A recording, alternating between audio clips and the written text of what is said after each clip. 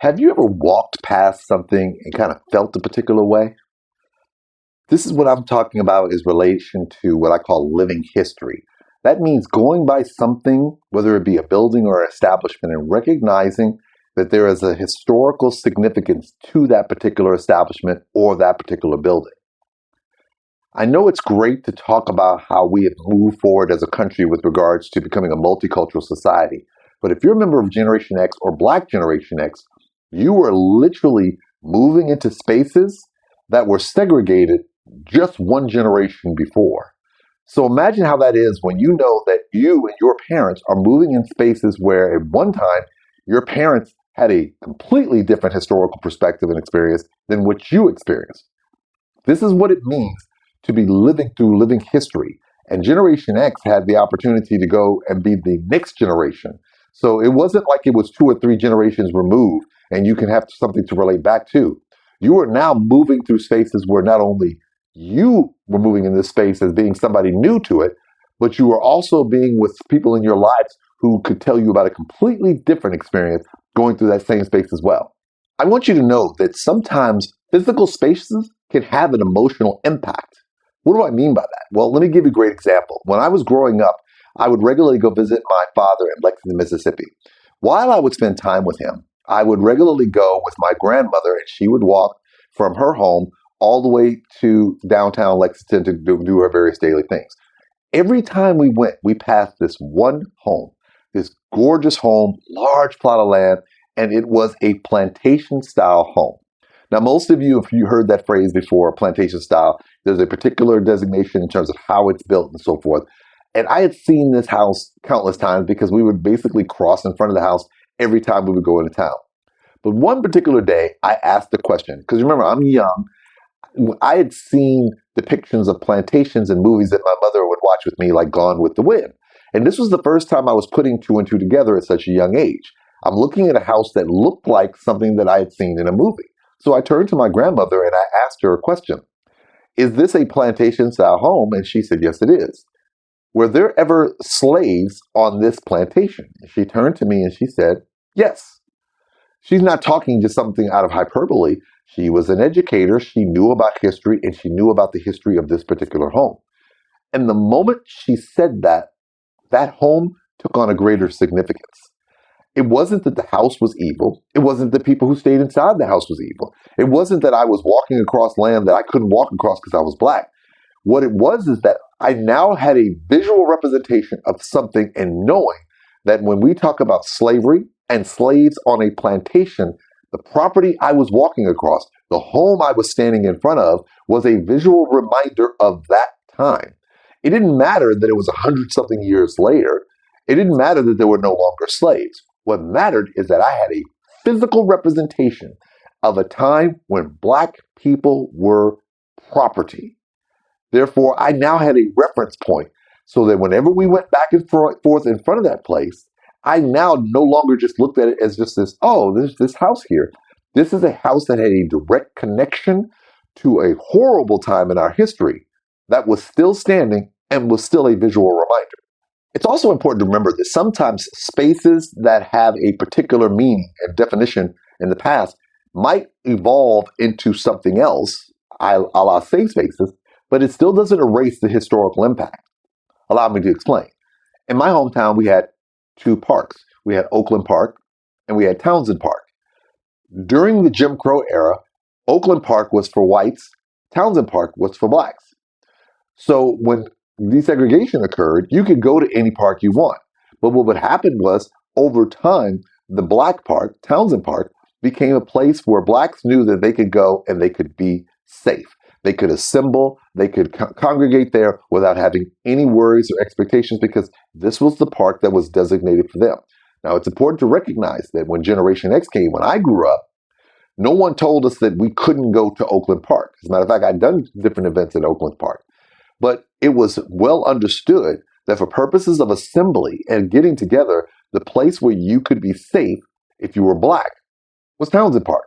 Now, let me stress again, it wasn't as if there was any harm that was coming before us, but because we had a long-standing historical connection to this particular park, where our parents and our grandparents would assemble at this park initially because this was the only park they were permitted to go to in reference as opposed to Oakland.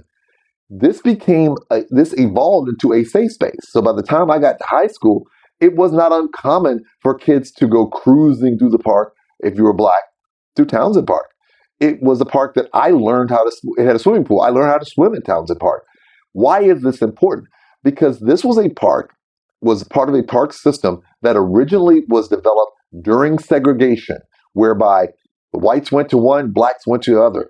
Once that barrier was removed, this still remained a place that was commonly recognized as a safe space for blacks to assemble. And so why am I sharing this? Because what happens is sometimes over time, we allow people to want to sanitize or fantasize about how, oh, we've moved into this new diaspora where those things don't matter. In this instance, it did, because this is another visual representation of how once we have identified, black people identified a space that was safe for not only adults, but kids to move, we held on to that space. Now, don't get me wrong. Nobody told us that we had to go to Oakland Park. I'm pretty sure nobody told whites at Oakland Park they had to come to Townsend. But that dichotomy of having these two areas where people felt safe in their own communities continued even after desegregation had occurred. I grew up in a time where I had the option of going to either park, but I also grew up in a time recognizing that everyone who looked like me, this was the park they went to because this is where they had a safe space and they had a positive experience. But here's another thing I want you to remember. Generations experience the same spaces differently. It's important to remember that just because a space has taken on a different perspective or moved in a different direction, it does not erase the impact individuals have in terms of their experiences with that space. Let me give you two quick examples. I've shared this in other videos before about my experience going to McDonald's. In my hometown, there was one McDonald's on Main Street, and it was the staple in my hometown. It literally was about a couple of blocks from my high school, Bluff High School. It was a place where kids would go grab something to eat for lunch. It was the official hangout spot after every football game and probably after most basketball games. This was the spot that you kind of met at if you were getting ready to watch any of the parades. It was a staple. If you were black, white, Latino, it didn't matter in our hometown. For my generation, this was the spot. But for persons like my great aunt and my grandmother's generation, there was a time they couldn't even go in there to order food. There was a time when they went through this place, they weren't even able to be patronized.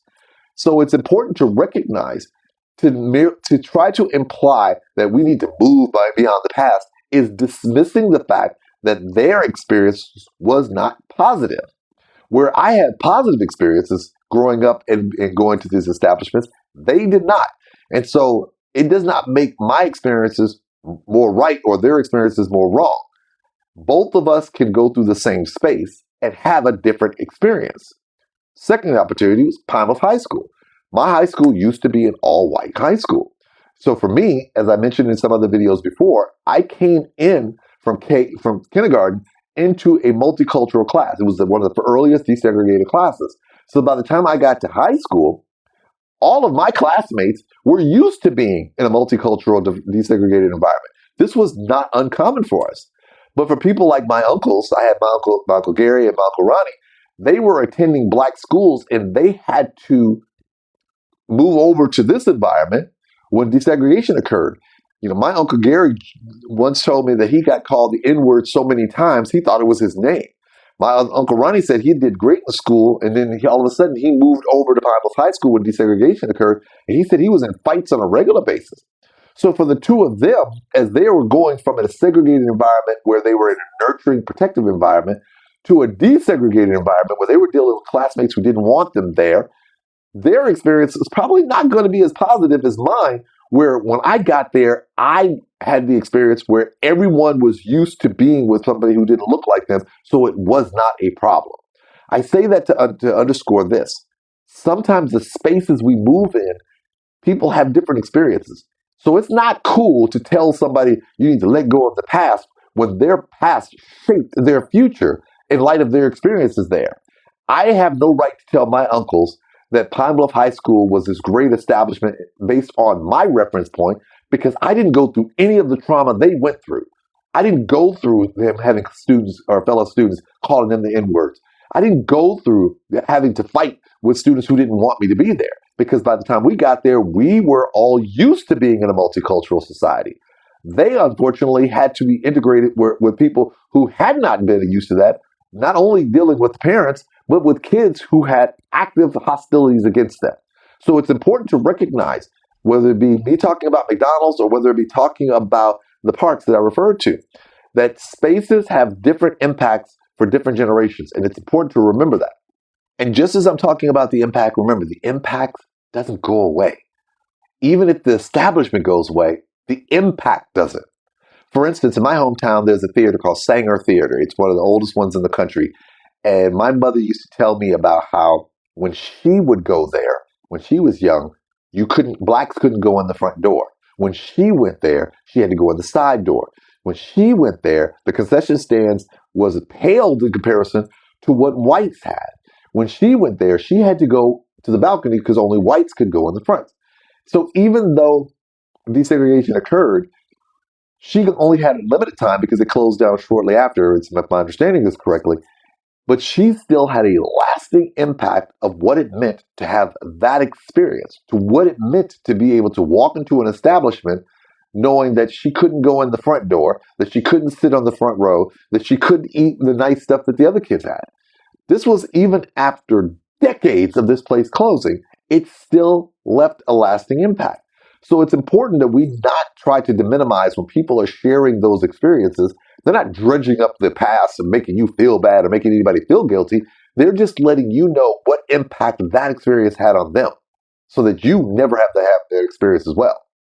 One of the difficulties with that particular era, when we're talking the Jim Crow era, that era of segregation and discrimination and so forth, is that there are going to be constant places, whether it be up north, out west, or in the south, that are going to be reminders of what life was before. And talking about those experiences is going to make us uncomfortable. And we should be uncomfortable because we need to be reminded that that is a period of time we should never want to endure again. And most importantly, we need to remind people who want to push forward this narrative that we have arrived at this utopia society where everybody gets along, that there was a time when we didn't, and it wasn't that far away. And the reality is that unless you have a generation of people who are completely gone, till all the baby boomers are gone, there are still people who grew up in that time who still have the lasting impact of it. So we need to make sure we capture their stories and that we remind people that, hey, when you go to places, when you see a building or a street or an event and so forth that had a different meaning before, know what that history is so that this way you can ensure that that history never repeats itself.